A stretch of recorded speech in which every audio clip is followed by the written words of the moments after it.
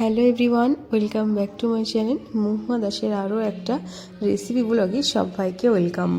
তোমরা সবাই কেমন আছো? নিশ্চয়ই ভালো আছো। আসলে জানো তো, কয়েকদিন এই শরীরটা খারাপের জন্য মুখের একদম অরুচি, কোনো কিছুই ভালো লাগছে না। ওই জন্য আজকে ভাবছি কি একটু দই কাতলা বানাবো। তো মাছ এমনিতে ভালো লাগছিল না, তো বাজার থেকে দেখো এরকম কাতলা মাছ এরকম কেটে কেটে নিয়ে এসেছিলো। আর দেখো আমি মাছ মানে যে দই কাতলাটা করব তার সাথে কী কী উপকরণ নিয়েছি পেঁয়াজ কুচি, আদা রসুন কাঁচা লঙ্কা আর লেবু, দই নিয়েছি। তো এইগুলোকে এবার মশলাগুলোকে এবার ভালোভাবে মিক্সিতে পেস্ট করে নেব। তো দেখো এখানে আদা রসুন কাঁচা লঙ্কার পেস্ট, এটা হচ্ছে পেঁয়াজের পেস্ট, আর এটা হচ্ছে দই এবং কাজু একটু পেস্ট করে নিয়েছি, তাহলে দইটা ফেটিয়ে যাবে না। আর এখানে দেখো নিয়েছি লেবু আর গরম মশলা কয়েকটা আর কাঁচা লঙ্কা কয়েকটা নিয়েছি। তো মাছগুলো প্রথমে ভালোভাবে ধুয়ে পরিষ্কার করে নিয়েছি এবং মাছগুলোতে একটু লবণ দিয়েছি গোলমরিচ এবং পাতি লেবু, সেটাকে ভালোভাবে একটু রস করে মাছের চারিদিকে আর কি দিয়েছি। এরপরে মাছগুলোকে ভালোভাবে হাত দিয়ে উল্টে পাল্টে মিশিয়ে নেব, নিয়ে ওই 5-10 মিনিট মতন একটু রেখে দেবো আর কি। তো তারপরে এদিকে দেখো গ্যাসে কিন্তু আমি একটা পরিষ্কার কড়া নিয়েছি।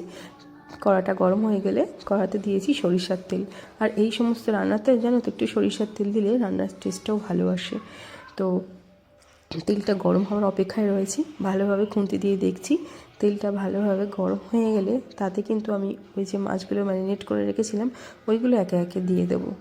দিয়ে ভালোভাবে আর কি আমি এখানে কিন্তু কোনো হলুদ ইউজ করব না।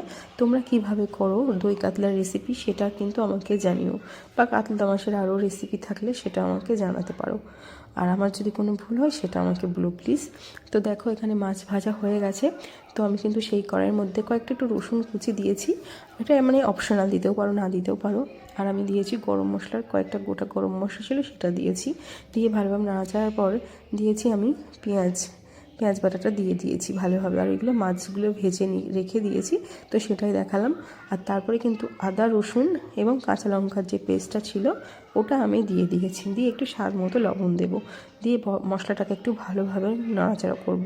দেখো তারপরে কিন্তু ওই কাজু এবং দইয়ের যে পেস্টটা ছিল ওটা কিন্তু আমি এবার মশলার উপরে দিয়ে দেবো, দিয়ে আবারও খুন্তির সাহায্যে ভালোভাবে নাড়াচাড়া করব যত সময় না মশলা থেকে তেল ছাড়ছে, এটা একটু লক্ষ্য রাখতে হবে।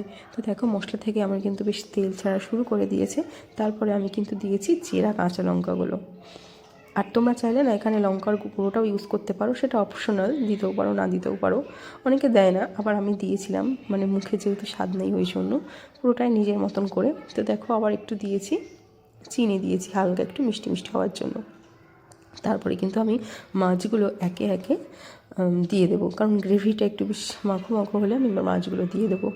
খুব ফোটানো দরকার নেই, ওই 5-10 মিনিট এরকম একটু রাখলেই হলো। তো ভালোভাবে দিয়ে একটু ঢাকনা দিয়ে দেবো যাতে মশলাটা মাছের মধ্যে ভালোভাবে যায়।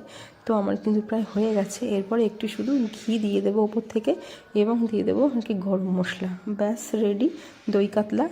তো কেমন হয়েছে আমার ভিডিওটা বা রেসিপিটা অবশ্যই কিন্তু আমাকে কমেন্ট করো, ভালো লাগলে একটা লাইক কমেন্ট শেয়ার করো।